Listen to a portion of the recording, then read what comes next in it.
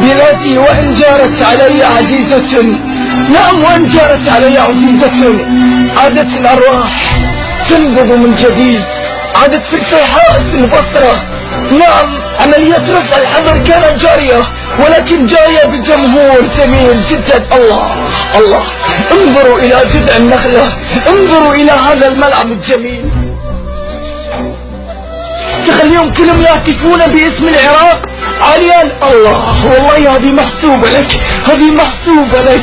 شكرا إلى النشامة، شكرا إلى الأردن، شكرا إلى كل من سيساهم برفع الحظر عن الملاعب العراقية. الله يا البصرة، يا البصرة خليتي في القلب حسرة. الله على جمالك يمه، الله على جمالك، على ضوائك، على روحيتك، على أبنائك، كيف يهتفون باسم واحد بالروح بالدم نفديك يا عراق.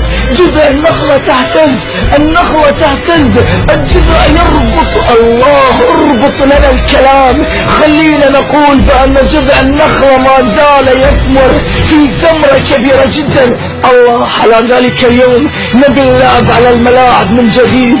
شكرا إلى علاء عبد السهرة، أول عيد تقريبا يسجل في أرض الوطن، في أرض الحضارة، أكثر من تقريبا 45,000 متفرج، 40,000 متفرج بابتسامة واحدة.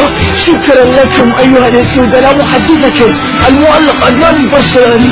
الجذع جميل جدا.